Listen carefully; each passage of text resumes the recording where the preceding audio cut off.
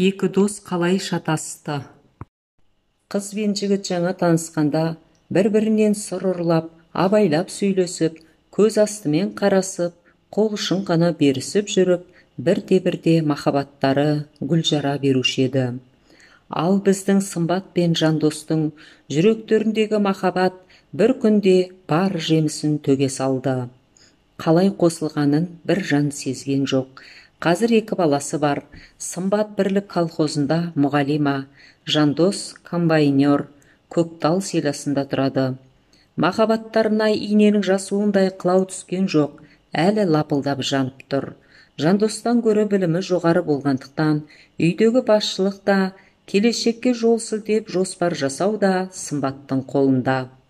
Сымбат тіпті Жандостың достарын да таңдап беріп, қастарын маңайынан аластап отырады. Сымбаттың Жандосқа тауып берген соңғы досы Қырғи бір сәті түскен тәуір жігіт болды.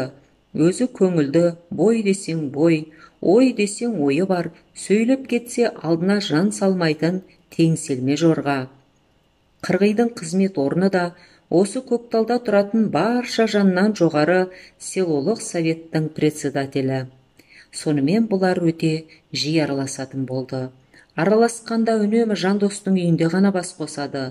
Біздің баянды, ұзақ, адал достығымыз үшін алып қояйық деген жылы сөздерді Жандос үйінде айтылатын болды. Екі достың ортасында бірінің тізесін басып, бірінің қолын қысып, қара көздің жанарын кезек аударып отыратын Сымбат шайдың қызылын да, сүттің қаймағын да, сыңғырлаған күлкісінде қылдай қиянатсыз екі досқа бөліп беріп жүрді. Жібек көрпе жамбаста достарының құрметіне аққудай жүзіп, бүркіттей тояттап, жаңадан тұмсық қызарғанда 40 градус үнемі нөлге түсіп, шөлмек көлденең түсіп қалатын бір әдеті бар. Дәл осы кезде магазин бар болғырдың екі қырдың астында қалғаны Жандосты қынжылтып жіберді. «Ей, досым-ай, біздің ат сенің комбайныңдай жуас дейсің бе? Мінезі жаман, бөтемандан мінгенде есекше тулайды» деп Қырғи досына әзіл айтса, Жандос бір пәлеге ұшырап қаларсың, атқа мінсең шаба жөнелетін әдетің бар ғой, қорқамын, мына жерге жаяу-ақ бар деп ақ білегін мойнына артып, Сымбаттың көзі жасаурап тұрғанда, Жандостың жүрегі жерге қамшымен қоса түсе жаздайды. «Тез қайт, досым, серіктердің біреуіне кездесіп, досты да жарды да ұмытып кетпе» деп мұртынан күліп, қызара бөрткен Қырғи ақ жастыққа бас қойып, «Өзім-ақ барып келейін, Қырғи, бір ұйықтаса оянбайды, екі дос отыра тұрыңдар» деп қатты қиналған Сымбат далаға ере шығып, Жандос қырдан асқанша қарап тұрады. Жандос магазиннен қайтып оралғанша кейде Қырғиды тығыз кеңсеге шақырып кетіп қалады, кейде қорылға басып жатқан тәтті ұйқыдан әрең оянады да, стакандарды үсті-үстіне соғыстырып, апыл-ғұпыл тамақ тез жеп аттанады. Аттанарда Жандостың бетінен, Сымбаттың ернінен сүйіп, рахмет атаулыны қардай боратады. Бір күні Жандос кенеттен ашуланды. «Өкіметтікі өзіне, дос болса жөні білсін, біз 100 рет шақырғанда ол үйіне 1 рет шақырмайды. Одан мен қорқамын» деп дүрсе қоя берді ол. «Беу, Жандос-ай, осындай бір дөң мінезің бар-ау, қайтесің? Байқұс оның да бет моншағы бес төгіліп жүр ғой, әйелі ауру көрінеді, бар сырын ақтарған маған» деп Сымбат қабақ шытып қалды. «Ол менің досым ба? Сенің досың ба? Ондай сырын маған неге айтпайды?» Жандос бір нәрсені секем алып Сымбатқа ажырая қарады. «Бетім-ау, еркек пен әйел дос болып не өндіруші еді? Әрине сенің досың. Ол не дегенің, а? Көмейің бүлкілдеп тұр ғой». Сымбат ашуға мінгенде шәйнек шүмегінен, самауыр құлағынан айырылып, кеселер бөлініп түсе береді. Жастықтардың мамықтары бұрқырап, көрпелері ортаға үйіліп қалды. Үй ішіне бүйідей тиген Сымбаттың көзі аларып барып, керіле-керіле қолы тырбиып, «Ах, өлтірдің» деп құлай түскенде, Жандостың шыбын жаны желкесінен шыға жаздады. «Кешір, кешір, адал жарым, ақылшым» деп басын сүйіп отырды Жандос. Осы күннен бастап әйелінің денсаулығын тілеп, құдайлап жүретін болды.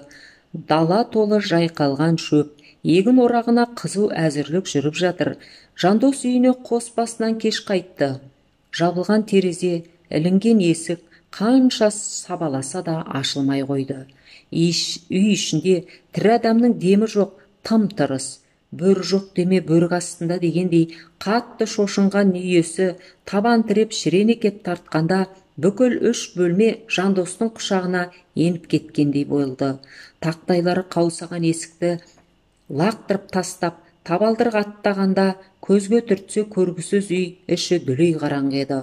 Ол оттық жағып жіберіп, сәл жарық көтергенде дуалға жабысып тұрған біреу шырпыны үрлеп жіберіп далаға ата жөнелді. Жандос онымен айқаса түсті. Құлындағы даусы құраққа жетіп, шыңғырған бейтаныс бұлқынып қолдан сытылып шықты да, қараңғыға сіңіп кеткенде Жандостың саусағына ол адамның көйлегінің жағасы оралып қалды. Осы кезінде терезеден секірген Сымбат Жорқабай қарттың босағасына жетіп құлады. Тар төсек, жалғыз жастық, қасында қалған сыңар етік, қолдағы таныс жаға, әсіресе адал досы Қырғидың қалпағы Жандостың көзіне оттай басылды. Дос сыры енді ғана ашылды.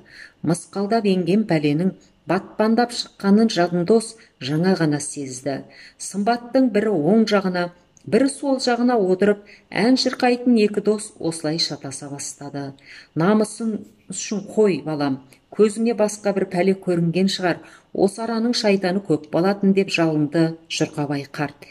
Екі қанатына жылан оралған дара көзді бір нәрсе терезеден түскенін білем.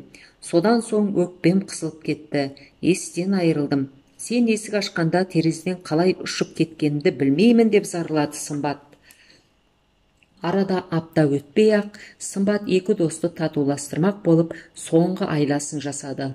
Қырғидың сағатын Жандосқа, Жандостың көйлегін Қырғиға беріп, молдалардың айтуына қарағанда сендерді айналдырып жүрген бір бәле бар екен.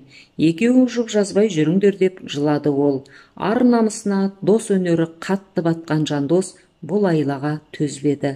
Кетіңдер, опасыз қара беттер, сен жар емессің деп Жандос орнынан атып тұрғанда Қырғи есікке, Сымбат терезеге қарай қашты. Жандос есігін сырттан құлыптап жұмысына кетті. Содан әрі сотқа бармақ. Соңы. Армысыздар қадірменді тыңдармандар, арнама қош келдіңіздер. Аудио ұнаса, пікір қалдырып, жақындарыңызбен бөлісе кетуді ұмытпаңыздар.